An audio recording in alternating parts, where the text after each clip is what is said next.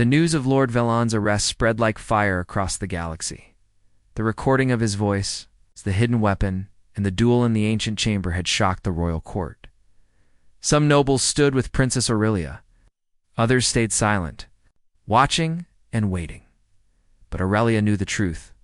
This was not the end. Velan had many supporters, powerful ones.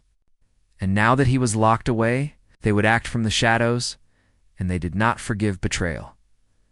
In the royal cruiser's command chamber, Princess Aurelia stood beside Ethan Ward, the young human who had saved her twice now. The room was quiet, except for the slow blinking of lights across the star map. "We don't have much time," she said. Ethan looked at her. "You think they'll attack?" "They have already started," she replied, pointing to the hologram. "Our outposts on Yethra and Drozen were attacked last night. No warning, no official orders. But it's them, Velan's loyalists." "Civil war," Ethan said quietly.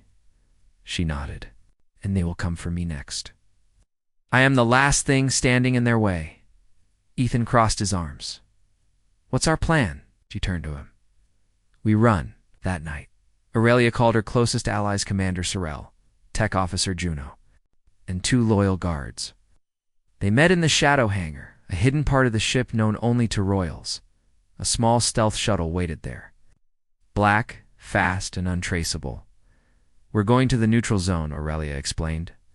"There, I will speak to the galaxy. I'll show them the truth, and I'll call for unity. But I must live to reach it." Ethan nodded. "Then I'm coming with you." Aurelia looked at him. "You've already done more than I asked." "Could be suicide." He gave a small smile. "Yeah, but now it's personal." The escape began at midnight. The hangar lights dimmed. The shuttle engines hummed low. Just as they were about to launch, alarms blared. Emergency alert. Movement detected. Intruders on Deck 7. "They found us," Aurelia said, grabbing her cloak. Ethan pulled out his sidearm. "Then we fight." In the narrow corridor, 3 masked attackers rushed forward with plasma blades. Ethan moved fast, blocking the first strike, and kicking one back into a wall. Aurelia's guards opened fire, stunning the other 2. "Move," Ethan shouted. They reached the shuttle and sealed the door. The ship lifted off, flying out of the hangar into open space. But behind them, fighters launched. Dozens of them. "We've got company," Juno shouted from the controls. "Activate cloaking," Aurelia ordered. The ship vanished from radar, but the enemy kept firing. "Brace for impact." A blast hit the side. Sparks flew. Ethan held the Princess as the ship spun. "We're not going to make it at this speed," Juno yelled. "Then jump," Aurelia commanded. The stars twisted in one blink. They were gone. They landed hours later on a quiet, forest-covered moon called Krellin, for outside all Empire borders. The ship was damaged. Communications were weak, but they were alive. Ethan and the others built a small shelter using survival kits. The air was breathable, but the nights were cold. The forest made strange sounds like whispers in the wind.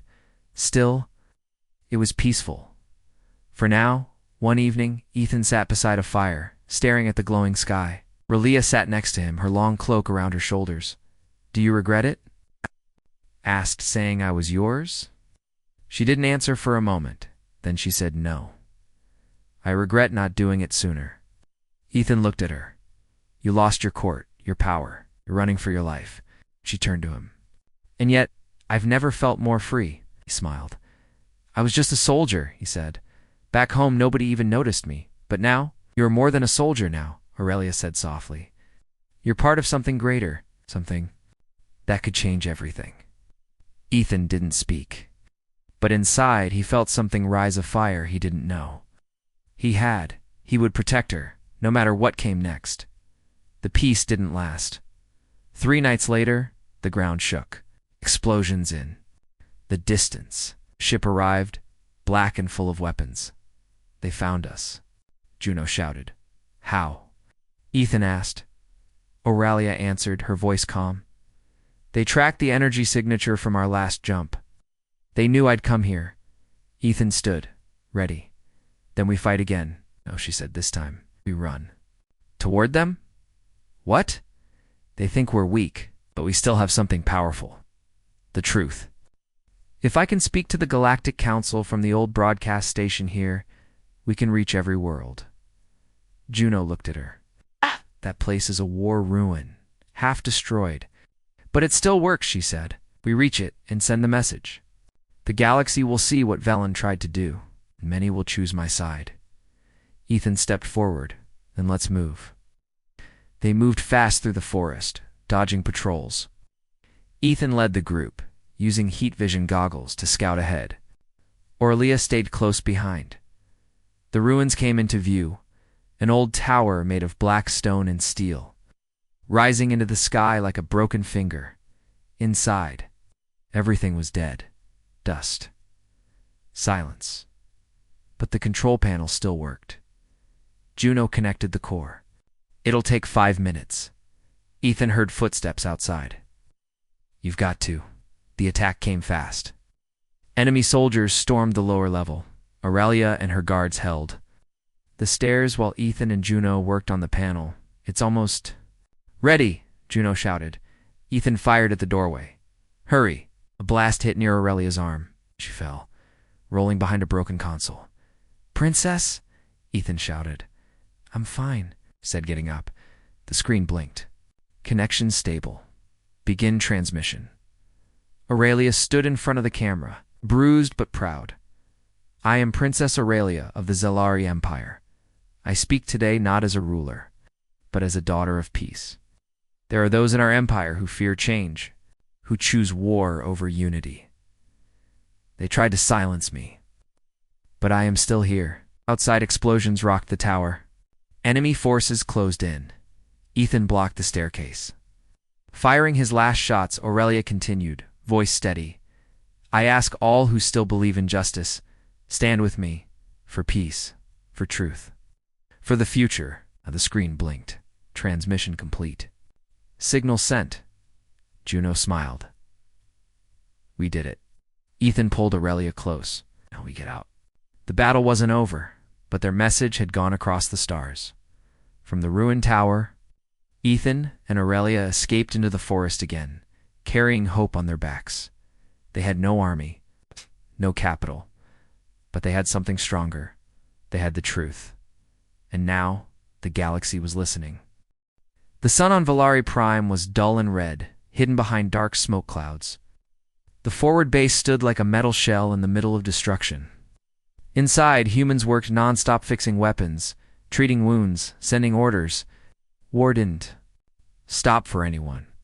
Corporal James Riker stood outside the medical bay. He watched through the glass window as doctors scanned Ilana. She sat on the exam table, still and quiet as machines moved around her. She's not scared, whispered Private Lopez, standing beside James. That kid's calm like a rock. James nodded to calm. The doctor, a tall woman with tired eyes, came out and removed her gloves. She's fine. No major injuries. Minor stress and dehydration. Thank you, ma'am, James said. The doctor glanced at him. She's different, you know? Her brain waves are off the charts. Not normal even for a Valari. What does that mean?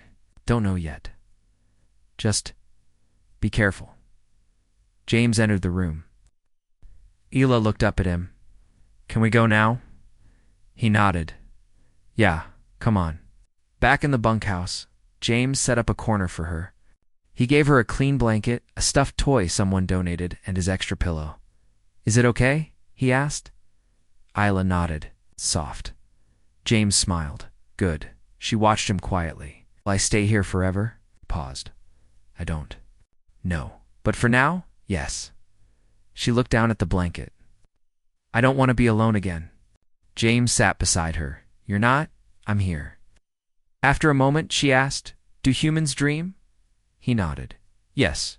Do you? She looked out the window. Sometimes. Last night, I dreamed of fire. And shadows. James didn't reply. He remembered the fire, the screams, the broken walls, her mother's voice. Try to sleep, he said. You're safe here. But he wasn't sure that was true. The next morning, alarms screamed across the base. Karnak scouts approaching. From the east gate. A voice shouted. James grabbed his gear, checking his rifle. Isla stood at the corner, eyes wide. "You stay here," James said. "Lock the door. Don't open it for anyone." She nodded silently. Outside, soldiers rushed into position. James took cover behind a barricade. In the distance, insect-like figures moved through the smoke. Carnix, tall and armored, with glowing red eyes. Gunfire exploded around him. James aimed and fired, hitting one creature in the chest.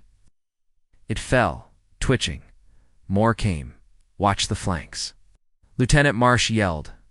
A Carnix drone flew overhead, scanning the area. James shot it down. Sky rained sparks. Then he heard it scream from the Bund. His heart dropped. "Cover me," he shouted and ran. He kicked open the door and found a Carnix inside, holding Illa by the arm. It had broken through the wall. James didn't hesitate. Fired 3 shots, straight, into the creature's head. It dropped, letting go of the girl. Isla ran into his arms, shaking. "I told you to lock the door," James said, his voice shaking. "I did," she cried. "It came through the wall." James looked at the damage. She was right, I'm sorry," she whispered. He hugged her tight. "No, I'm the one who's sorry." The base alarm changed tone. Carnix retreating. Area clear. Later, in the command room, James faced Colonel Hartman again. "You left your post to save one alien child? She was in danger." Carnix broke into the bunkhouse. "And maybe she's the problem." Hartman slammed his hand on the table. "We don't know what she is, Corporal. You're risking lives." James stayed calm. "She's a child, not a weapon." "You sure about that? What if they're tracking her?" James didn't answer. Deep inside, he was beginning to wonder. That night, James couldn't sleep. Sat on the edge of his bunk, staring at the floor. Isla sat up. "You're angry?" "No," he said quietly. "Just tired." "You think I'm the reason they came?" James looked at her. "I don't know. But I'll protect you anyway." She moved closer. "Do you believe in visions?" He blinked. "What? Dreams that come true?" James thought for a moment. "Some people do. I saw something before the attack. In my sleep. I saw the Carnix break the wall. And I saw you come through the door." James looked at her closely. "You dreamed that? Before it happened?" She nodded slowly. He remembered what the doctor said. Her brain waves were different. Could she really be seeing the future? "Think there's more to you than I understand," James said. "I'm sorry," she whispered again. "Stop saying that," he said gently. "You don't have to be sorry for being alive." The next day, strange visitors arrived at the base. Scientists and Valari advisors from the Central Alliance. They had heard about Isla. Dr. Lean, psychic researcher, approached James. "We'd like to run some tests. Nothing painful, just scanning, observing." James looked at Isla. She was holding his hand tightly. "Only if I can stay with her," he said. "Of course." Lean smiled. They led them into a clean white lab. Machines surrounded Isla.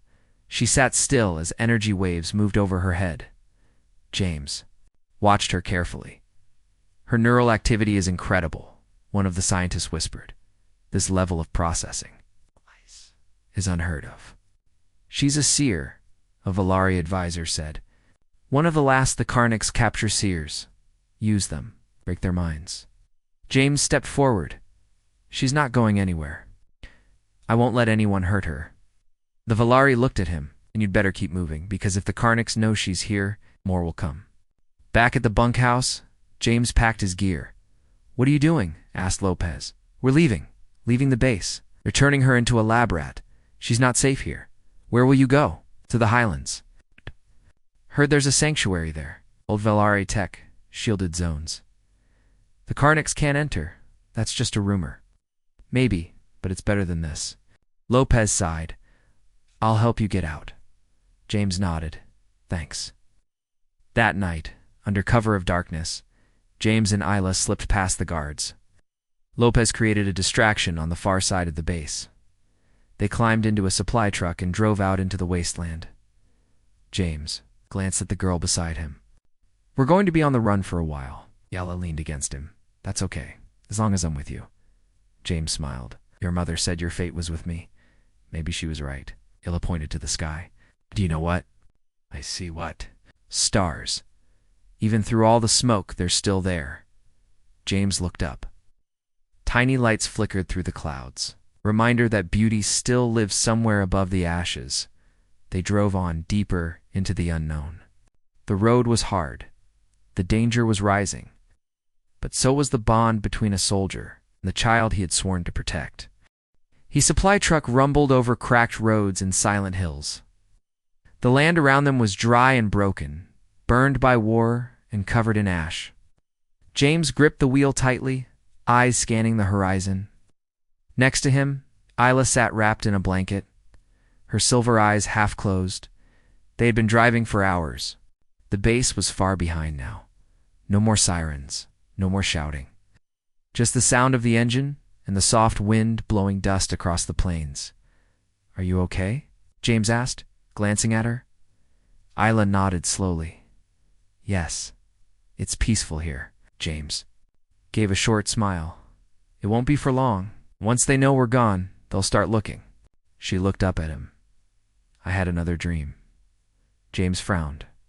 What kind of dream? I saw a mountain. A silver door hidden in stone, and voices whispering my name. He looked back at the road. That might be the highlands. That's where we're going, yes, she said. We need to go there, before they find us. They drove for another 2 days, resting at night in broken buildings and caves. James kept watch while Isla slept. He didn't trust the silence. The Karniks had drones that moved like shadows, quiet, deadly, and always watching. On the third day, the land began to rise. Ahead, the mountains stood tall and sharp against the sky. The Valari Highlands. James had only heard stories about. Lost technology, ancient temples, and places where Karnik's tech stopped working. They parked the truck and began to climb. The path was steep and hard. Isla was tired, but she never complained. She held James's hand and kept walking, step by step. As they reached a ridge, they saw it a tall stone archway covered in glowing Valari symbols. Trees grew around it, strange and blue. Air felt different, hair cool and alive. James stepped forward and touched the stone. The symbols lit up under his hand. Isla gasped. It's real. Just like in my dream, as I walked through the archway. Behind it was a small valley, hidden from the world. At its center stood a tall silver tower, smooth and silent. A figure stepped out from the trees, an old Valari male with long silver hair and glowing eyes. I've been expecting you, he said. James raised his weapon, unsure. Who are you? My name is Ertak. I am the last guardian of this place. You knew we were coming? He looked at Isla. She is the one, the final seer. The temple called to her. James lowered his weapon. Then we came to the right place. Inside the tower, everything was silent and glowing. Strange lights floated in the air like fireflies. The walls were smooth, warm to the touch. James felt like he had stepped into a dream. Ertak showed them a central room. In the middle was a tall pillar covered in symbols. This is the heart of the sanctuary, he explained. It was built long ago, before the wars. Only a seer can activate it. What does it do? James asked. It creates a shielded energy dome that protects everything inside. The Karniks fear it. Their minds cannot pass through it. James turned to Isla. Can you do it? She looked nervous. I don't know how. Ertak knelt before her. You don't need to. No, the temple will guide you, but you must open your mind. You will need someone beside you. James stepped forward. Me. You must form a link. Trust, emotion, memory. It must be strong. She cannot do this alone. Isla looked at James. I want you with me. He nodded. Then let's begin. They placed their hands on the pillar. The symbols lit up, bright and gold. Strange energy wrapped around them, pulling their minds together. James felt dizzy. Images flashed through his head, his home on Earth. His sister Ellie, the war, fire, loss, pain. Then he saw Ila's memories, her mother's smile, the shelter, the fear, the cold nights alone. Their thoughts mixed. Their hearts opened. He heard Hila's voice in his mind. You carry pain, but also hope you see the future, he thought. You're still just a child. Not anymore. Suddenly, the tower shook. Lights flashed red. Airtac ran into the room. The Karniks. James pulled his hand away. We're not ready. You must finish the link, Airtac said. Now, the door burst open. A Karnik soldier stepped in, tall and covered in black armor. James raised his gun and fired. But more came behind it. Isla, do it, he shouted. She placed her hand back on the pillar. James joined her. Their minds touched again stronger this time. The light grew blinding. Suddenly, a deep hum filled the tower. A shockwave blasted. Outward, the Karnik screamed and dropped to the floor. Outside, a dome of golden light rose into the sky, wrapping the whole valley. The attack stopped. The Karniks couldn't move forward. They hissed and screamed, trapped outside the shield. Inside, all was silent. James lay on the floor, exhausted. Isla was beside him, her eyes closed. Airtac checked her pulse. She's alive, but she used too much energy. She'll need time. James sat up slowly. Is it over? For now, the old Valari said, you activated the shield, but the Karniks will not stop. They will find another way. James looked at the child. She saved us. She saved this whole valley. Airtac nodded. And she is only just beginning. Nowadays. James stood and looked out the tower window. The golden dome shimmered under the stars. He had made a promise. And now he understood why Isla wasn't just a child. She was the future. The golden shield rose high above the Valeri highlands, wrapping the valley like a glowing dome. The Karniks' army stood outside, unable to enter. Their claws scratched at the invisible wall. Their red eyes burned with hate. Inside the shield, the air felt calm, safe. Corporal James Riker sat beside Ilana in the silver tower. She lay on a soft bed, her small body weak after activating the ancient pillar. Her breathing was slow but steady. Airtac, the old Valari guardian, placed a glowing stone on her forehead. She is resting. Her mind is healing. She used so much energy. She could have died. She almost did, Airtac replied. But your bond saved her. She trusted you. That trust gave her strength. James looked at Isla, her tiny hands curled near her chest. She's just a child. She shouldn't have to carry this much. Airtac sat beside him. She's the last seer, born in silence, raised in war. She carries not just her mother's hopes, but all of ours. James stared out the window. The Karniks were still there, surrounding the dome, waiting, watching. How long will the shield hold? As long as the power stays stable? But they will try to break it, or find another way in. Hours passed. When Isla finally opened her eyes, James was there, holding her hand. I'm still alive, she whispered. Barely, he said with a soft smile. She smiled too. Did we win? For now, he said. You did something amazing. You saved everyone. She looked out the window. But they're still there. They're waiting. James nodded. They want you, Isla. They know who you are now. They won't stop. I'm scared, she whispered. I am too, he said. But we'll face them together, like we always do. That night, they gathered in the tower's heart. Airtac stood before a map glowing with golden lines. The Karniks cannot enter, but they are not stupid. They will find a weakness, or send something else. James studied the map. Can we leave through the shield?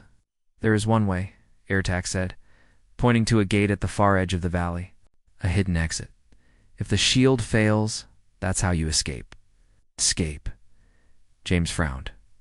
What about fighting?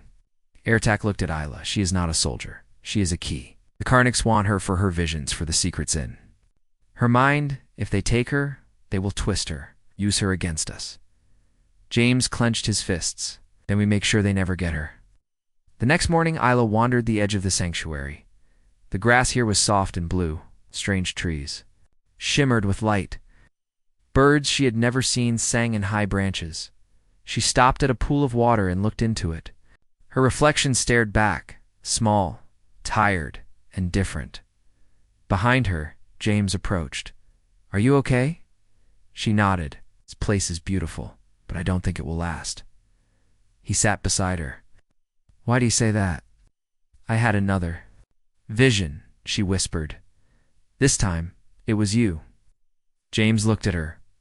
"What did you see?" "You were standing between me and a Carnix. You were hurt, bleeding." James didn't speak. "I don't want to lose you," she said softly. "You won't," he replied. "I made a promise to your mother. I'll keep it, no matter what.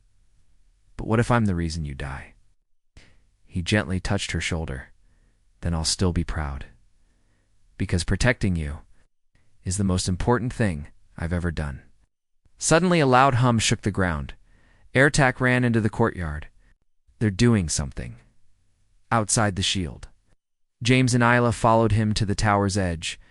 The Carnix had created a massive machine tall, spinning, glowing with dark energy. "They're trying to corrupt the shield," Airtac said. "If they succeed, the barrier will fail from within." James turned to him. "Can we stop it?" "There is one way. Can send a blast of pure seer energy through the shield. It will destroy the device." James looked at Isla. She stepped forward. "I'll do it." "No," James said quickly. "You just recovered. You're not ready." She looked at him with calm eyes. "I am. I saw this too. Isla can do this, but I need you with me again." James hesitated. Then he nodded. "All right, let's do it together." Back in the pillar chamber, they stood hand in hand once more. The pillar lit up with golden light. Their minds joined again. This time, it was stronger, deeper. James saw flashes of her future fire, stars, peace, and sorrow. He saw himself older, standing beside her as a leader, and he saw a choice, a moment where he could save her or die. The light gathered between their hands. Airtac aimed the tower's focus beam toward the Carnix machine. "Now," he shouted. The energy shot out like a golden spear, slicing through the shield and striking the device. It exploded in black fire. Carnix flew backward, screeching. James and Isla collapsed to the floor, drained, but they were alive. The next day, silence filled the valley. No movement from the Carnix camp.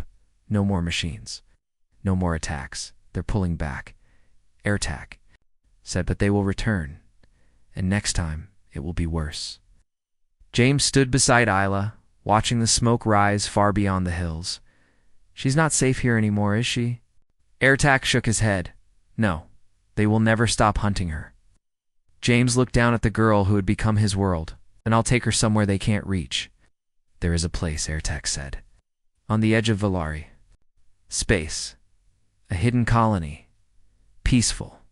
Guarded. We call it Aaron's Rest." James nodded. "Tell me how to get there." Airtac placed a small crystal in his hand. "This will guide you." James looked at Isla. "We're leaving again." She nodded. "It's together always." That night, James packed supplies. Isla helped, moving quietly. Before they left, Airtac gave her a glowing pendant. "This belonged to your mother. She wore it the day you were born." Isla held it tightly. "Thank you." James and Isla walked through the secret tunnel at the edge of the valley. Behind them, the sanctuary shimmered, still protected for now. They climbed into a small stealth ship hidden underground. As the engine started, James looked at Isla. "You ready?" She smiled. "I was born ready." The ship lifted into the sky, heading toward the stars. Behind them, the Carnix regrouped. Ahead of them, fate waited. The stars stretched out like silver dust across the dark sky. The stealth ship moved quietly through space, its engines low and smooth. Inside, James sat in the pilot's seat, checking the navigation system. Isla sat beside him, staring out the window. They had left the Valari highlands behind. The sanctuary was no longer safe. The Carnix would return. But now they were heading to Aaron's Rest, a hidden Valari colony that even the Karniks did not know about. How much longer? Isla asked softly. Few more hours, James said. You okay? She nodded. I had a dream last night. James turned toward her. What did you see this time? I saw a river of stars, and a place with flowers that glow in the dark. And I saw a person standing beside me. James smiled. Was it me? Yes, she said, smiling back. But you were hurt again. Looked away. Maybe that's just who I am now. No, she said, gripping his arm. That's who you chose to be. As they reached the outer edge of Valari's space, a message came through the ship's radio. A soft voice spoke in Valari tongue. The ship's translator turned it into common. This is Aaron's rest. Identify yourself. James pressed the come. This is Corporal James Riker, human military. I'm traveling with Ilanath, the last Valari seer. We seek sanctuary. There was silence for a moment. Then the voice returned, confirmed. We've been waiting. Lights appeared ahead. A field of satellites opened like a flower, letting the ship pass. Below them, a lush green planet shone in the distance. Oceans, tall mountains, blue forests. No scars of war. Elah's eyes lit up. It's beautiful. James smiled. Yeah, it really is. The ship landed near a quiet village built into the side of a mountain. Valari people walked slowly through. Wide paths. Children played in glowing gardens. No soldiers. No machines. No fear. A group of elders greeted them. One of them, an old woman with silver markings on her face, stepped forward. You must be James. And this is Ilana. Isla nodded, staying close to James. We've prepared a home for you, the elder said. You will be safe here. Thank you, James said, bowing slightly. Days passed. James and Isla began to live a peaceful life. For the first time, she could run through the fields, swim in cool rivers, and sleep without fear. She made friends. She smiled every day. James found work helping repair communication towers and training young guards. Even though the colony didn't expect war, they wanted to be ready. At night, he and Isla sat outside their small home and looked at the stars. Do you think they'll ever come back? She asked the Karniks. She nodded. Maybe, James said. But if they do, we'll be ready. One evening, a scout ship arrived from a nearby system, carried terrible news. The Karniks had launched a full attack on the human Valari command station in Sector 9. Many were dead. Survivors were fleeing toward Aaron's rest. James met with the elders. They'll follow the survivors, he said. That means the Karniks could find this place. The elder woman nodded. Then we must prepare. But we don't have soldiers, no real defense system. We have something else, she said, looking at Isla. We have her. That night, James told Isla everything. They're coming, he said. Maybe not tomorrow, maybe not next week, but soon. Isla sat quietly. I saw it last night. Flames in the forest. People running. James took her hands. We may need to activate the shield again like before. She nodded. Not afraid this time. James looked at her. She had changed. She wasn't just a scared child anymore. She was strong, brave, a leader, just like her mother. I'll protect you, he said. She smiled. I'll protect you too. 3 days. Later, the Karniks arrived. Black ships darkened the sky. They fell from orbit like spears of fire. Villagers screamed. Lights turned red. Sirens rang for the first time in decades. James stood at the edge of the village in his armor, holding his rifle. Ila's in position? He asked through the cum. Yes, said the elder. The pillar is ready. James looked at the sky. Here we go. The Karniks landed just beyond the trees. Their forces spread out fast, silent, deadly, endless. The village guards tried to hold them back, but the enemy was too strong. James led a small team to hold the outer wall, moved fast, shooting with skill and precision. One by one, Karniks fell, but they kept coming. Behind him, an explosion threw. 2 guards into the air. James turned, firing at the source. Karniks elite, taller. Covered in dark armor, charged toward him. James aimed. Fired. The shots bounced off. The creature slashed with a claw. James jumped back, but felt a sharp pain across his side. Blood flowed. He dropped to one knee. The elite raised its claw for the final strike, then boom. A beam of golden light exploded from the tower above. It hit the elite square in the chest. The creature screamed and vanished into dust. James looked up. Ela stood in the tower, glowing with golden energy. Her eyes shone like stars. Her hands were lifted. Behind her, the ancient pillar burned with light. She did it, James whispered. The shield rose again, just like before. This time it was stronger, brighter, a force of pure will. The Karnics screamed and fell back. Their ships tried to break the barrier, but nothing worked. They were locked out. A few moments later, they left. The next morning, silence returned. Smoke drifted across the valley. Buildings were damaged. Trees burned. But the people were alive. The village had survived. James lay in a bed, bandaged but awake. His side hurt, but the pain was fading. Isla sat beside him, holding his hand. "You scared me," she said. "You blasted a monster from a tower," he said, grinning. "You scared me." She laughed softly. "You saved everyone again," he said. She shook her head. "We did it together, like always." The elder entered the room. "James," she said gently, "you've done more than we ever expected. The people here, they want you to stay. Not just as a protector, but as a leader."